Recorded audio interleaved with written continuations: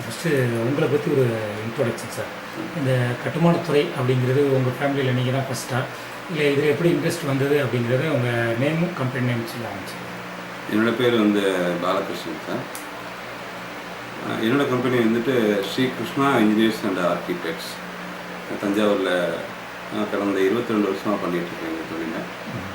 22 வருஷமாக இந்த சிவில் இன்ஜினியரிங்கில் நான் தான் என்னோடய குடும்பத்தில் நான் தான் முதல் இன்ஜினியர். சின்ன வயசுலேருந்து என்னென்னா பொதுவாக என்னோடய ஆக்டிவிட்டீஸை பார்த்து நீ இன்ஜினியர் ஆகிடுவேன்னு சொல்லுவாங்க. அதை பேஸ் பண்ணி அந்த இன்ஜினியரிங் தொழிலில் எனக்கு ஆர்வம் இருந்ததுனால இந்த படிப்பை நான் எடுத்து படித்தேன். நான் இல்லை சார், நீங்கள் கோர்ஸ் கம்ப்ளீட் பண்ணது என்ன சார்? நான் பிஇ கம்ப்ளீட் பண்ணது முகமது சத்தக் இன்ஜினியரிங் காலேஜ் கீழக்கரையில் பண்ணேன். அது மதுரை காமராஜ் யூனிவர்சிட்டி அண்டர்டேக்கில். எக்ஸ்பீரியன்ஸ்னால் என்ன சார் எடுத்துக்கிட்டீங்க? எக்ஸ்பீரியன்ஸ் எங்கே எடுத்துக்கிட்டீங்க சிவில் சார்? எக்ஸ்பீரியன்ஸ்னு பார்த்தீங்கன்னா மிஸ்டர் ராமகிருஷ்ண ராவ்னு சொல்லிட்டு சென்னை ராயப்பேட்டையில் ஒரு ஆர்கிடெக்ட். ஸோ அவர்கிட்ட தான் நான் முதல்ல சைட் இன்ஜினியர் ஜாயின் பண்ணேன். அதுக்கப்புறம் இங்கே தஞ்சாவூரில் மிஸ்டர் ஜோசப் கிறிஸ்டின்னு சொல்லிட்டு ஒரு பெரிய ஒரு கான்ட்ராக்டர் இருந்தாங்க. ஸோ அவர் மிலிட்ரியில் இன்ஜினியர் இருந்தவர். ஸோ அதனால் அவர்கிட்ட தான் நிறைய விஷயங்களை நான் இந்த தொழிலை எப்படி பர்ஃபெக்டாக நடந்துக்கணும், எப்படிலாம் இந்த ஃபீல்டில் கிளைண்ட்டோட எப்படி கோஆர்டினேட் பண்ணி இந்த ஒர்க்கை எவ்வளோ சின்சியராக பண்ணணுங்கிறது அவர்கிட்ட தான் நான் கற்றுக்கிட்டேன். மிஸ்டர் ஜோசப் கிறிஸ்டின் அவரே எடுத்துக்கோ. ஒரு son Inbaraj sir correct. Inbaraj அப்போ என்கிட்ட படிச்சுட்டு இருந்தார். நானும் அவரும் இன்ஜினியர் இருக்கும்போது படிச்சுட்டு இருந்தார். Okay sir. இப்போ கட்டுமானத்துறை அப்படிங்கிறது 2 வகை இருக்குது சார். ஒன்று படிச்சுட்டு இந்த ஃபீல்டில் பண்ணுறவங்க, இன்னொன்று அனுபவ ரீதியாக பண்ணக்கூடியவர்கள் இருக்காங்க. இப்போ 2க்கும் என்ன சார் வித்தியாசம், என்ன பார்க்குறீங்க? அதாவது ஒரே துறையில் தான் இருக்காங்க. டாக்டரும் கம்பவுண்டரும் பொதுவாக சொல்லுவாங்க. டாக்டர் எம்என்ஏன்னு சொல்லுவாங்க அவங்களும். ஸோ டாக்டருக்கு தெரிஞ்ச அத்தனை விஷயங்களுமே எம்என்ஏக்கும் தெரியும்னு சொல்லுவாங்க. ஏன்னா எப்படி கட்டுக்கட்டணும், ஒரு காயம்னா அதுக்கு என்ன மருந்து போடணும், அத்தனை விஷயங்களும் கோஆர்டினேட் பண்ணி பண்ணுவாங்க. ஸோ அதனால் எம்என்ஏவும் டாக்டரும் ஒன்றா இட முடியாது. ஸோ அந்த டிஃப்ரெண்ட்டு தான் இதுலேயும் இந்த ஃபீல்ட்லேயும் படிச்சுட்டு அதாவது அனுபவத்தில் வர்றது ஏற்கனவே பண்ணிக்கிட்டு இருந்தால் அந்த பேஸில் வருவாங்க. கான்ட்ராக்ட்னா எப்படி பண்ணணும் அப்படின்னு பண்ணணும். பட் இது ஒவ்வொரு ஸ்ட்ரக்சர்னால் எப்படி பண்ணணும், டிசைன் பண்ணணும்னா எப்படி பண்ணணும், ஃபவுண்டேஷன் இந்த மாதிரி மண்ணுக்கு என்ன ஃபவுண்டேஷன் பண்ணணும் அப்படிங்கிறதுலாம் எங்களை மாதிரி படிச்சுட்டு வரவங்களால தான் பண்ண முடியும். அவங்கெல்லாம் எக்ஸ்பீரியன்ஸ் பக்கத்து பில்டிங் எப்படி பண்ணாங்க, அந்த பில்டிங் எப்படி பண்ணலான்னு பண்ணாங்க. நாங்கள் அப்படி பண்ண மாட்டோம். பொதுவாக ஒரு ஃபவுண்டேஷன் பண்ணணும்னா அந்த இடத்துல என்ன எர்த் இருக்குது, அதுக்கு பியரிங் கெப்பாசிட்டி என்ன இருக்குது, ஸோ அந்த பியரிங் கெப்பாசிட்டிக்கு என்ன ஃபவுண்டேஷன் பண்ணணும் அப்படி டிசைட் பண்ணி தான் பண்ணணும். ஸோ அதுதான் டிஃப்ரென்ஸ். Okay sir. இப்போ இன்றைக்கி பொறியாளர் விழிப்புணர்வு மக்கள்கிட்ட எப்படி ஏற்பட்டுது சார் இப்போ தஞ்சை மாவட்டத்தை பொறுத்த வரைக்கும்? பொறியாளர் விழிப்புணர்வுன்னா நான் இந்த ஃபீல்டில் 22 வருஷம் இருக்குன்னு சொன்னேன் உங்கள்கிட்ட. அந்த 22 வருஷத்தில் பார்த்தீங்கன்னா முதல்ல நான் ஆரம்ப கட்டத்தை இன்ஜினியர்ஸ் சரியாக அந்தளவுக்கு மக்கள் கோஆர்டினேஷன் இருக்காது. நான் எனக்கு தெரிஞ்சவங்க எங்கள் வீடு கட்டினது, எங்கள் கிராமத்தில் கட்டினவர் மேஸ்திரி இருக்கார், அவரை வச்சு கட்டிக்கிறேன்னு சொன்னாங்க. ஸோ அதுக்கப்புறம் இன்ஜினியரோட தாக்கம் ஜாஸ்தியாக போய் ஒரு டிசைனை பார்த்துட்டு ஒரு மேஸ்திரி பண்ணுற பில்டிங்க்கும் ஒரு இன்ஜினியர் பண்ணுற பில்டிங்க்கும் அந்த எலிவேஷன் அப்புறம் எப்படி அந்த ஸ்ட்ரக்சரை கொண்டு போகிறாங்க அதெல்லாம் பார்த்ததுக்கப்புறம் மக்கள் விழிப்புணர்வு அடைஞ்சு இப்போ இன்ஜினியர்கிட்ட கொடுக்கணும் அப்படிங்கிற அவேர்னஸ் ஒரு 10 இயர்ஸாக வந்துருச்சு. இப்போ தஞ்சாவூர் 10 இயர்ஸாக வந்துருச்சு. இப்போ நாங்கள் பொறியாளர்கள் விழிப்புணர்வு ஆய்வுன்னு சொல்லிட்டு ஆண்டுதோறும் பண்ணுறோம் சார். இப்போ எங்களுக்கு கிடைச்ச ரிசல்ட் என்ன அப்படின்னாக்க, இப்போ சதுர அடிக்கு தொகை நிர்ணயம் பண்ணுறாங்க இல்லையா, இது சரியான முறையா இல்லை ஐட்டம் மாதிரி பண்ணுறது சரியான முறையா? மக்கள்கிட்ட பெரும்பாலும் சதுர அடிக்கு அப்படிங்கிற ஒரு கான்செப்ட் இருக்குது. இது வரவேற்கத்தக்கது. நீங்கள் சொல்கிறது ஐட்டம் வாரியாக செலக்ட் பண்ணுறது தான் கரெக்டான இது. எப்படி சொன்னீங்கன்னா பொதுவாக ஒரு பில்டிங் அப்படின்னாக்கா அவன் ஒரு கான்ட்ராக்டர் ஃபிக்ஸ் பண்ணுற மாதிரி தான். ஒரு கான்ட்ராக்டர் தான் முதல்ல ஃபிக்ஸ் பண்ணுறான். இந்த பில்டிங் ஒரு சதுர அடிக்கு 1500 பண்ணுறோம் அப்படின்னு சொல்லிட்டு அதை பேஸ் பண்ணி இப்போ மக்கள் என்ன பண்ணுறாங்க, பக்கத்தில் ஒரு ஃப்ரெண்டுகிட்ட கேட்குறாங்க, என்னப்பா பண்ண நீங்கள் எவ்வளோ ரேட்டு, என்னோட இன்ஜினியரோ இல்லை என்னோட கான்ட்ராக்டரோ ஒரு 1500 பண்ணாங்கன்னா அதை தான் ஃபிக்ஸ் பண்ணிக்கிறாங்க வழியே. அவங்க என்னென்ன மாதிரி ஸ்பெசிஃபிகேஷன் அந்த பில்டிங் பண்ணாங்கிறத யாருமே எடுத்துக்கிறது கிடையாது. ஆனால் எங்கள்கிட்ட வர கிளைண்ட்டுக்கிட்ட நாங்கள் இதெல்லாம் சொல்கிறோம். என்னென்ன மாதிரி ஸ்பெசிஃபிகேஷன், அது கிளாஸ் 1 பில்டிங்னா இப்படி இருக்கும், கிளாஸ் 2 பில்டிங்னா இப்படி இருக்கும், அதுக்கு என்ன ரேட்டு அப்படிங்கிறதெல்லாம் ஃபிக்ஸ் பண்ணிடுவோம். ஸோ எங்களோட இது மேக்ஸிமம் டிரான்ஸ்பரன்சியாக இருக்கும்.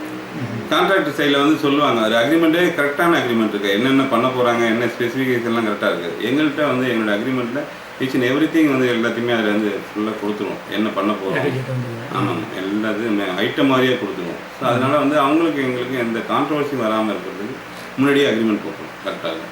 Okay sir. இப்போ இந்த சர்வேலே கிடைச்ச ரிசல்ட் என்ன அப்படின்னா, இப்போ பிஇ இன்ஜினியர்ஸே ஒருத்தர் 1500 பண்ணுறாங்க, கோட் பண்ணுறாங்க. ஒரு ஸ்கொயர் ஃபீட்டுக்கு டோட்டலாக காண்டாக்ட் பண்ணி. ஆனால் அதே இன்னொரு பி இன்ஜினியர் பார்த்தீங்கன்னா 1200 கூட பண்ணுறாங்க அப்படிங்கிற ஒரு கருத்து பரவலாக சொல்லப்படுது. இந்த வேரியேஷன் இவ்வளோ டிஃப்ரெண்ட் இருக்குமா இன்ஜினியருக்குள்ளே அப்படிங்கிற ஒரு கருத்து மக்கள்கிட்ட கேட்கப்படுது.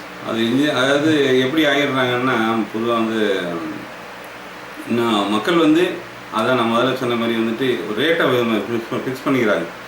அவர் என்னோடய ஃப்ரெண்டு என்ன 1500 பண்ணாருன்னா அந்த 1500 தான் இருக்கணும் அப்படிங்கிற மாதிரி ஃபிக்ஸ் பண்ணிட்டு கேட்கும்போது இந்த இன்ஜினியர் என்ன பண்ணுறாங்கன்னா, அவர் 1500 பண்ண நானும் 1500 பண்ணுறேன் அப்படிங்கிற மாதிரி மென்டாலிட்டிக்கு வந்துடுறாங்க. பட் அது கரெக்டான இது இல்லைன்னு தான் நான் சொல்கிறேன். நான் ஐட்டமைஸ் பண்ணாக்க நிச்சயமாக கிளைண்ட்டு புரிஞ்சுப்பாங்க. ஓ அதுக்கு எதுக்கு வித்தியாசம். அதனால் நீங்கள் போகிறீங்க ஒரு மார்க்கெட்டில் ஒரு பொருள் வாங்கினா விட அந்த பொருள் வந்து ஒரே பொருளுக்கு 2-3 ரேட் இருக்குது. அப்போ எதை வச்சு ரேட்டு ஃபிக்ஸ் பண்ணுறாங்கன்னா அந்த பொருள் தரமானதாங்கிறத வச்சு தான். ஸோ அப்படியா சாதாரண ஒரு கத்திரிக்காயிலே அந்த மாதிரி இருக்கும்போது ஒரு பில்டிங் ஒரு காஸ்ட்லி லேக்ஸ் கணக்கில் பண்ணுற பில்டிங்கில் வந்து நிச்சயமாக டிஃப்ரெண்ட் இருக்கும். அது ஸ்பெசிஃபிகேஷன் வச்சு போகணும். அதுதான் கரெக்டானதாக இருக்கும். ஓகே சார், இப்போது எவ்வளோ டிஃப்ரெண்ட் இருக்கலாம் சார்? மேக்ஸிமம் மெயின்டெனன்ஸ் வச்சுங்கிறப்போ எவ்வளோ டிஃப்ரெண்ட் இருக்கலாம்? என்ன பர்சன்டேஜ் வரைக்கும் சொல்லலாம்? அதாவது சார் இப்போ வந்துட்டு நீங்கள் 1200 பண்ணுறாங்க அப்படின்னு நீங்கள் சொல்கிறீங்கன்னு வச்சிங்களேன். ஒருத்தர் 1200 பண்ணுறாங்க, அவங்க 1200 பண்ணுறாங்கன்னா அதில் ஐட்டம் ஆஃப் ஒர்க் வந்து கம்மியாக இருக்கும். உதாரணத்துக்கு பார்த்தீங்கன்னாக்கா வெதரிங் கோர்ஸ் இருக்காது. மேலே வெதரிங் கோர்ஸ் போட மாட்டாங்க, மேலே வெதரிங் டைல் போட மாட்டாங்க, பெயிண்டிங் பண்ண மாட்டாங்க, கலர் வாஷ் பண்ண மாட்டாங்க, ஒயிட் வாஷ் நிறுத்திடுவாங்க. ஸோ அந்த மாதிரி நிறைய டிஃப்ரென்ஸ் இருக்கும். ஸோ அப்போ வந்து அந்த ஐட்டத்தெல்லாம் குறைச்சிருப்பாங்க. நமக்கு தெரியாது. ஒரு வீடு கட்டியிருக்காங்கன்னா ஒயிட் வாஷ் அதுக்கு என்ன காரணம் சொல்கிறாங்கன்னா, ஒயிட் வாஷ் பண்ணுறது 1 இயருக்கு நீங்கள் ஒயிட் வாஷ் தான் இருக்கணும், அதுக்கப்புறம் தான் நீங்கள் கலர் வாஷ் பண்ணணும்னு சொல்கிறாங்க. அப்போ நீங்கள் வந்து கிளைண்ட் என்ன பண்ணுவீங்க, கரெக்டாக தான் வெதரில் வந்து 4 கழித்து தான் பண்ணணும் அப்படின்னு நிறுத்திடுவாங்க. அப்போ ஆட்டோமேட்டிக்காக இவருக்கு அதில் 150 200 குறைஞ்சிடும் சதுரடி. இதுதான் இருக்கும். யாருமே வந்து கம்மியாக செஞ்சிட முடியாது. இதுதான் உண்மையானது. அது லேபருக்கு லேபருக்கு என்ன சம்பளம் கொடுக்குமோ நீங்கள் கொடுத்தா தான். இதே டேரெக்டாக கிளைண்ட்டு கொடுத்தா அந்த சம்பளத்தை கொடுத்தாங்க. ஒரு பொருளை வாங்கினா அந்த பொருளை வாங்கித்தாங்க. மினிமம் வந்து ஒரு ரேட்டுன்னு வச்சுக்கிங்கனாக்கா இந்த காம்படிட்டிவ் உலகத்தில் வந்து அதிகபட்சம் வந்து ஒரு 10% தான் ஒரு லாபம் வச்சு ஒருத்தர் இன்ஜினியர் வேலை எடுக்க முடியும். என்னன்னா நம்மளை விட்டு இன்னொருத்தர் எடுத்துட்டு போறாரு. ஸோ அந்த 10% வேல்யூக்குள்ள தான் நம்ம செய்ய முடியும். அதுலேயே வந்து கொஞ்சம் லேபர் ஜாஸ்தியாக பண்ணாலோ இல்லை தப்பாக செஞ்சுட்டாங்களோ இல்லை மெட்டீரியல் ரைஸ் ஆகிட்டா ரேட் ரைஸ் ஆகிட்டா கூட அது இந்த 10% தான் இருக்கும். அதனால பெரிய இனார்மஸ் வித்தியாசமாக இருக்காது. ஓகே சார், இப்போ எங்கள் கிடைச்ச இன்னொரு ரிசல்ட் ஏற்படுதுன்னா ஒரு இன்ஜினியர்ஸ் வச்சு பில்டிங்ஸ் பண்ணுறாங்க அப்படின்னாக்க ஒரு 100 பில்டிங் சர்வே எடுத்ததில் ஒரு 30-35% என்ன சொல்கிறாங்க அப்படின்னா, பில்டிங் ஆரம்பிக்கிறப்போ இன்ஜினியருக்கு கிளைண்ட்டுக்கும் ஒரு நல்ல அண்டர்ஸ்டாண்டிங் இருக்குது. கம்ப்ளீட் ஆகிறப்போ பார்த்தீங்கன்னா 2 பேருக்குள்ளே டிஸ்பியூட் வந்துடுது அப்படின்னு ஒரு கருத்து சொல்லப்படுது. இப்போ நீங்கள் 22 இயர்ஸ்க்கு மேலே இந்த இதில் அனுபவத்தில் இருக்கீங்க. ஒரு கிளைண்ட்டுக்கும் இன்ஜினியருக்கும் அண்டர்ஸ்டாண்டிங்கிறது எப்படி இருக்கணும், எப்படி ஃபாலோ பண்ணணும் சார்? அந்த அதாவது கிளைண்ட்டுக்கும் இதுக்கும் அண்டர்ஸ்டாண்டிங்கிறது வந்துட்டு டிரான்ஸ்பரன்சி தான். நீங்கள் அந்த ஸ்பெசிஃபிகேஷன் டீட்டெயிலில் ஆரம்பத்திலேயே ஃபிக்ஸ் பண்ணிட்டீங்கன்னு வச்சுக்கிங்க. என்ன ஒர்க் பண்ண போகிறோம், என்ன ரேஷியோவில் வந்து நீங்கள் சிமெண்ட் போட்டு இந்த பிளாஸ்டரிங் பண்ண போகிறீங்க, என்ன ரேஷியோவில் பிரிக் ஒர்க் பண்ண போகிறீங்க அப்படிங்கிறதெல்லாம் கரெக்டாக போட்டு அதை வந்து கிளைண்ட்டும் ஒரு சூப்பர்வைசரோ யாரோ ஒருத்தர் வச்சு பண்ணாங்கன்னு வச்சுக்கிங்க. அது ரேஷியோ பண்ணுறாங்களா இல்லையாங்கிற மாதிரி இருந்ததுனாவே அதுலேயே வந்து கான்ட்ரவர்சி வராது. ஸோ இன்ஜினியர் வந்து ரொம்ப கரெக்டாக பண்ணுறாரு, ஸ்பெசிஃபிகேஷன் என்ன கொடுத்துட்டாரோ அதுதான் அவங்க பண்ணிட்டு இருக்காங்க போது ஆரம்பத்தில் இந்த ப்ராப்ளம் வராது.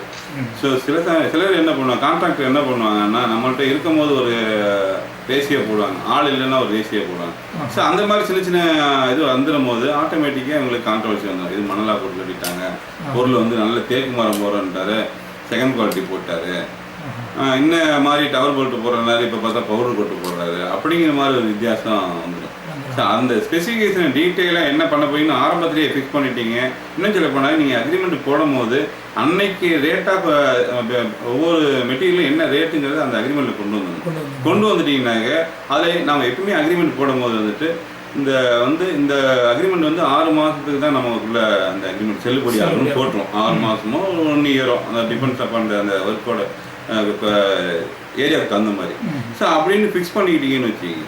அது ஃபிக்ஸ் பண்ணிட்டு நீங்கள் பண்ணும்போது இந்த 6 மாதத்துக்குள்ளே ஏதாவது வந்துட்டு அதிகபட்சமான உயர்வு இருந்ததுன்னா அது கிளைண்ட் 2 பேருமே உட்காந்து கிளைண்ட்டும் இன்ஜினியரும் உட்காந்து ஃபைனல் பண்ணிக்கணும் அப்படின்னு சொல்லிட்டு ஒரு இது மென்ஷன் பண்ணுவோம். ஸோ அந்த மாதிரி அதிகபட்ச வித்தியாசம் வரும்போது இதே அவர் பண்ணாலும் அதே அந்த வித்தியாசம் அவர் தான் பேர் பண்ணி ஆகணும். ஸோ அதை பேசி தீர்த்துட்டான்னு சரியாயிடும். அந்த மாதிரி ஒரு இது இல்லாமல் ஏதோ ஸ்பெசிஃபிகேஷன்லாம் சொல்லாமல் நீங்கள் பண்ணும்போது வித்தியாசம் அந்த கான்ட்ரவர்சி ஆட்டோமேட்டிக்காக வந்துடும். 8 போட்டாங்களா, 10 போட்டாங்களா, 12 போட்டாங்களா, அப்போ சொல்லவே இல்லை, இப்போ பார்த்தாங்க இந்த மாதிரி போடுறாங்க. அந்த டிரான்ஸ்பரன்சி இருக்கும். அது இருந்ததுன்னா இந்த கான்ட்ரவர்சி கண்டிப்பாக வராது. Okay sir. இப்போ இன்றைக்கி வந்து பிஇ இன்ஜினியர், டிப்ளமோ இன்ஜினியர் இருக்காங்க சார். இவங்க வந்து ஆர்கிடெக்ட் ஸ்ட்ரக்சரல் டிபெண்ட் பண்ணி தான் ஒர்க் பண்ணணுமா, இல்லை இன்றைக்கி வந்து அந்த எஸ்டிமேட்டை பொறுத்து தான் இவங்களோட அவசியம் தேவைப்படுதா சார்? இல்லை, அப்படி இல்லை. அதாவது டிப்ளமோ இன்ஜினியராக இருந்தாலும் சரி, டிகிரி முடித்த இன்ஜினியராக இருந்தாலும் சரி, ஒரு ஆர்கிடெக்ட் மூலமாக பண்ணும்போது ஒர்க்கை வந்து இன்னும் கொஞ்சம் குவாலிட்டியாக கொடுக்க முடியும். அந்த கிளைண்ட்டுக்கு வந்து இன்னும் கொஞ்சம் குவாலிட்டியாக கொடுக்க முடியும். ஆர்கிடெக்ட் நிறைய நம்மளோட ஒரு இன்ஜினியரோட அதிகமாக அந்த வியூஸில் நல்லா கொடுக்க முடியும். அப்போ அந்த வியூஸை வாங்கி கிளைண்ட்டு கொடுக்கும்போது அந்த குவாலிட்டியாக கொடுக்க முடியும். ஸோ அதனால் வந்து ஆர்கிடெக்டோட கோஆர்டினேஷனோட போகிறது வந்து இன்னும் நல்லா இருக்கும். அந்த கிளைண்ட்டு நல்லா பண்ணிக்கலாம். என்ன ஒன்று, அதில் வந்து அந்த வர சார்ஜஸ் வந்து அந்த ஆர்கிடெக்டோட சார்ஜஸ் வந்து அந்த கிளைண்ட்டு ஏற்றுக்கணும். அது ஏற்றுக்காத பட்சத்தில் இவர் போகிறதுக்கு கொஞ்சம் யோசனை பண்ணுவார், அந்த காசை யார் பேக் பண்ணுறதுன்ட்டு. இப்போ முதல்ல வந்து ஆர்கிடெக்ட் தஞ்சாவூரை பொறுத்தளவுக்கு சொன்னோம்னாக்கா சும்மா டிராயிங் போட்டு கொடுத்தா ஒரு அமௌண்ட் வாங்கிட்டு இருந்தாங்க. இப்போ அந்த ஸ்டேஜோட தாண்டிட்டாங்க. இப்போ என்ன, அவங்களும் ஸ்கொயர் ஃபீட் ரேட்டு ஃபிக்ஸ் பண்ணிட்டாங்க. அப்படி இருக்கும்போது அந்த ஸ்கொயர் ஃபீட் ரேட்டை யார் கொடுக்குறதுங்கிறது? ஏன்னா மக்கள் வந்து பக்கத்தில் என்ன ரேட்டில் பண்ணுறாங்க அப்படிங்கிற மாதிரி பார்க்கும்போது 1200 1300 ஃபிக்ஸ் பண்ணும்போது அந்த ஆர்கிடெக்ட் காஸ்ட்டு யாருக்கு பேக் பண்ணுறது அப்படிங்கிற ஒரு விஷயம். கிளைண்ட் ஏற்றுக்கிட்டாங்கன்னா இன்னும் நல்லா பண்ணலாம். அதனால் ஆர்கிடெக்டை வச்சு பண்ணுறது வந்துட்டு நல்லா இருக்கும், அவங்களோட பில்டிங் நல்லா இருக்கும். Okay sir. இன்றைக்கி வாஸ்துக்கு எல்லா தரப்பு மக்களும் முக்கியத்துவம் தராங்க. இது கட்டுமானத்துறைக்கு அவசியமானதா? இது உங்களோட கிரியேட்டிவ் மைண்டை பாதிக்கிறதா எப்படி சார் ஃபீல் பண்ணுறீங்க?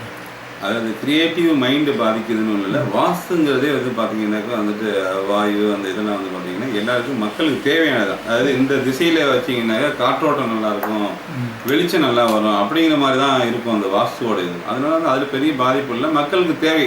மக்கள் அதில் ஊறிட்டாங்க. அதாவது நம்ம இந்துத்துவத்தில் வந்துட்டு அவங்க மக்கள் வந்துட்டு வாஸ்து இருக்கணும், மனைவி சாஸ்திரம் இருக்கணும்னு நினைக்கும் போது அது அவங்களுக்கு தகுந்த மாதிரி அந்த வீடு அமைச்சு கொடுக்குறதுல அவங்க திருப்தியாக அந்த வீடை கட்டிக்கலாம். இல்லைன்னு வச்சுக்கிங்க, ஏப்பா இங்கே வந்து கிச்சனை போட்டால் என்ன ஒரு வாசனை வச்சு பண்ணியிருக்கலாமே அப்படிங்கிற மாதிரி ஒரு கொரியஸ் வரும்போது இவங்களுக்கு இவ்வளோ காஸ்ட் போட்டு பண்ணிட்டோமே, ஐயோ நம்ம வந்து தப்பாக பண்ணிட்டோமேங்கிற ஒரு எண்ணம் வந்துடும். திருப்தியாக அந்த வாஸ்துப்படி போயிட்டாக்க நம்ம வீடு நல்லா பண்ணியிருக்கோமே, நல்ல ராசியான வீடு தாங்க ஐயாங்கன்னா கட்டும் போதுலேருந்தே அவங்களுக்கு வந்துடும். ஸோ அதனால் அந்த பண்டிகை தான் பெட்டர். Okay sir. இப்போ ஸ்ரீ கிருஷ்ணா இன்ஜினியரிங்கில் என்ன எஸ்டிமேட்டில் சார் கமர்ஷியல் அண்ட் ரெசிடென்சியில் பண்ணியிருக்கீங்க? ரிட்டர்ன்ஸ் உங்களுக்கும் கிளைண்ட்டுக்கும் எப்படி அண்டர்ஸ்டாண்டிங் இருக்குது? ஒரு திங்களுக்கு எவ்வளோ? அதாவது நீங்கள் சொல்கிற மாதிரி வந்துட்டு எனக்கும் அந்த கிளைண்ட்ஸுக்கும் வந்துட்டு இனிஷியலில் நான் நம்ம பிஸ்னஸ் பண்ணும்போது இனிஷியல் எனக்கு அந்த ப்ராப்ளம்லாம் இருந்தது. நீங்கள் சொல்கிற மாதிரி கிளைண்ட்டுக்கும் எங்களுக்கும். ஸோ அதுலேருந்து அப்கிரேட் ஆனது தான் நான் அந்த ஸ்பெசிஃபிகேஷன்லாம் டீட்டெயிலாக சொல்லிடுறது. ஸோ அதாவது முதல்ல வந்து ஒரு அக்ரிமெண்ட் போட்டால் பரவாயில்ல போதுங்கிற மாதிரி இருந்தது. அதுக்கப்புறம் மக்களோட தேவைகள் இப்படிலாம் இருக்கும்போது இதெல்லாம் வந்து அவங்கள்ட்ட நம்ம டீட்டெயிலாக சொல்லிட்டோம்னா இந்த கான்ட்ரவர்சி வராதுங்கிற மாதிரி நான் என்னோடய அக்ரிமெண்ட்டில் ஃபுல்லாகவே எல்லாத்தையும் கொண்டு வந்துடுவேன். என்ன மாதிரி பண்ணணும், என்ன நான் பண்ண போகிறேன், என்ன ராடு போட போகிறேன், எவ்வளோ டெப்த்தாக ஃபவுண்டேஷன் பண்ண போகிறேங்கிறது டீட்டெயிலாகவே போடுறதுனால இப்போ வந்து எனக்கு அந்த ப்ராப்ளம் இல்லை. Okay sir. இப்போ உங்கள் 22 இயர்ஸ் அனுபவத்தில் உங்களோட இலக்கை அடைஞ்சிட்டிங்களா கட்டுமானத்துறையில்? என்ன ஃபீல் பண்ணுறீங்க?